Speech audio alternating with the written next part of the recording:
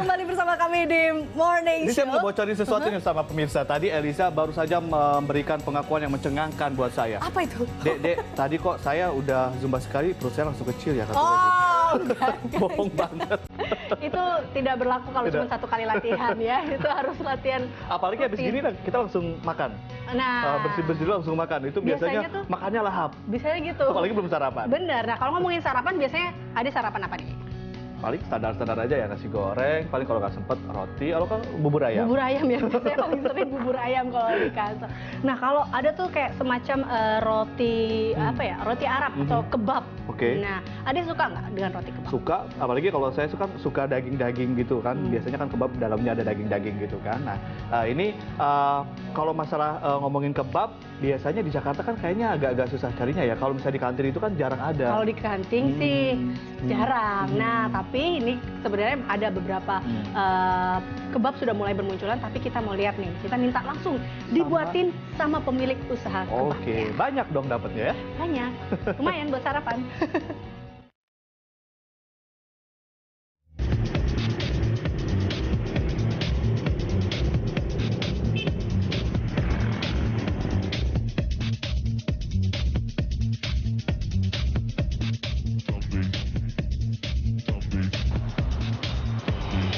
Nah, jadi gini nih pemirsa, setiap kali saya jalan-jalan di Jakarta atau saya keliling Indonesia, selalu saya ketemu dengan kebab yang satu ini. Saya bingung nih, hampir seluruh Indonesia saya pergi, itu ketemu dengan kebab ini. Namanya kebab Turki Baba Raffi. Saya jadi penasaran, orangnya seperti apa sih, yang punya apakah orang Indonesia atau bukan? Kita ngobrol-ngobrol dulu ya. Iya, ini saya penasaran nih Mbak, saya kan jalan-jalan di Jakarta, saya keliling-keliling Indonesia, saya ketemu dengan kebab Turki ini. Kebab Turki tepatnya Baba Raffi. Iya. Nah, ini banyak banget, bejubel. Udah ada di semua tempat lah, bisa dibilang seperti itu. Ini yang punya orang Turki asli atau gimana? Orang asli Indonesia. Orang Indonesia asli. Siapa namanya? Namanya Pak Hendi. Pak Hendi. Oh ya, tapi benar kan dia ada di seluruh Indonesia, ada kan? Ada. Oke, nggak cuma di situ atau ada di negara lain? Ada negara lain, Singapura, Malaysia. Sampai di Belanda ya? Iya, sampai Belanda. Wow. Nah, ini kalau misalnya saya nih pengen ketemu sama yang namanya Pak Hendi, siapa namanya? Pak Hendi Setiono. Oh, Pak Hendi Setiono. Kalau misalnya saya pengen ketemu sama Pak Hendi Setiono, di mana tuh, Mbak? Langsung datang aja ke kantornya. Kantornya di? Di Fatmawati, Jalan Fatmawati, samping masjid. Oh, oke. Iya. Pondok Labu? Pondok Labu. Iya. Oke, baik. Kalau gitu kita langsung aja ketemu Pak Hendi kali ya? Oke. Terima kasih banyak ya, Mbak ya. Sama-sama. Let's go.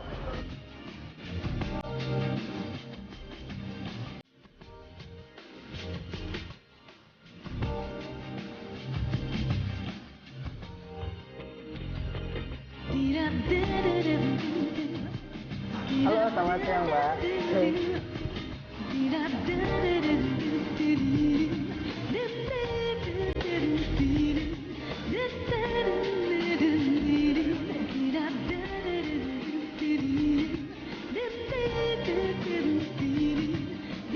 Halo, selamat siang, Mas Hendi.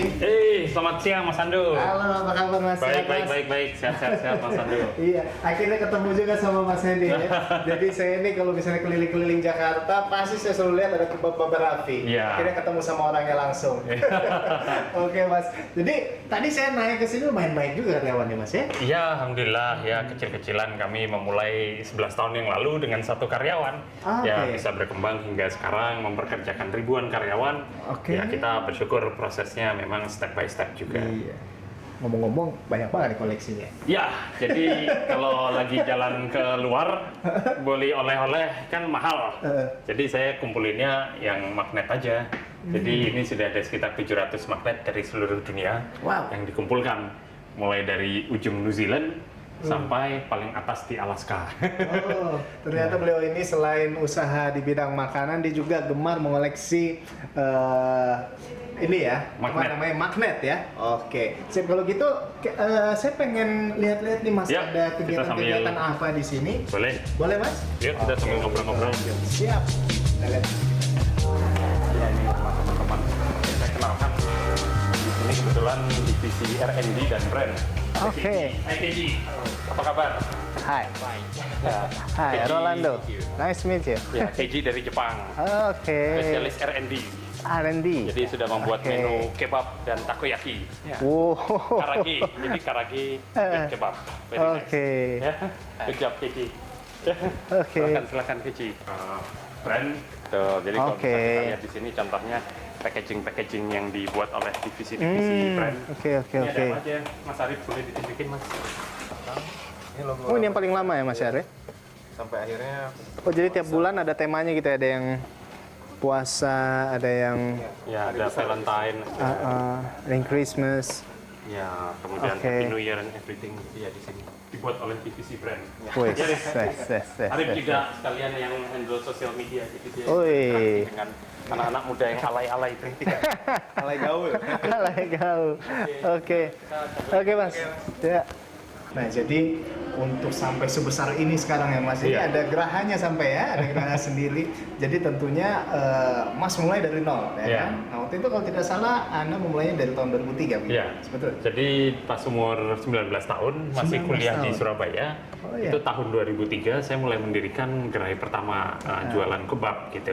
Sehingga dari satu cabang yang kita mulai, alhamdulillah bersyukur bisa berkembang hingga sekarang mencapai ribuan cabang. Idenya memang pada saat saya jalan-jalan ke Qatar. Ibu saya seorang guru, ayah saya beliau bekerja sebagai TKI di salah satu perusahaan di Qatar. Oh, Nah, oke. pada saat saya libur kuliah dan mengunjungi beliau di sana, saya melihat banyak sekali yang berjualan kebab. Hingga akhirnya dari situ saya terinspirasi untuk menjual kebab di Surabaya. Jadi dengan satu outlet gerobak, dengan satu orang karyawan, kadang saya masih jualan sendiri, di situ cikal bakal saya berjualan kebab sembari kuliah. gitu. Cuek aja ya, dorong-dorong sendiri. Padahal kan zaman-zaman kuliah kan zaman-zamannya, woi. Ya, memang itu. Tapi itu cuek aja ya Mas ya? Ya, memang jadi pengusaha itu salah satu kuncinya harus membuang rasa malu dan Gengsi. gengsi. Ya, tentu orang tua saya karena basicnya adalah karyawan, Iya. ya menghendaki saya pun juga lulus sekolah, kuliah, selesai dan melanjutkan karir sebagai karyawan. Jadi bekerja di perusahaan asing atau di perusahaan swasta, yang ternyata saya pada saat kuliah kemudian berjualan kebab, ya orang tua saya tentu kaget gitu. Wah, Ben, kamu jualan apa ini? Tapi ya setelah ditunjukkan, diberi pengertian, dan kemudian sudah bisa menunjukkan hasil, orang tua saya perlahan-lahan pemikirannya terbuka dan akhirnya mensupport saya hingga sekarang. Bisa share nggak tentang masa-masa sukar yang waktu itu Ya. Mas pernah alami? Ya. Itu seperti apa? Ya kalau dulu di awal saya ingat banget masih satu outlet, satu karyawan. Pas karyawannya nggak masuk, ya saya harus jualan sendiri. Bingung antara mengatur waktu kuliah atau jualan gitu. Ya semakin kesini tantangan yang dihadapi pun juga semakin berat. Saat kita masuk di market luar negeri, mengetahui merek yang dibangun adalah dari Indonesia, banyak negara-negara yang belum percaya merek dari Indonesia. Tapi kemudian setelah kita tunjukkan dengan quality, dengan manajemen, dengan skill yang baik, ternyata justru bisa bagus diterima di 8 negara dengan lebih dari 50 cabang di internasional.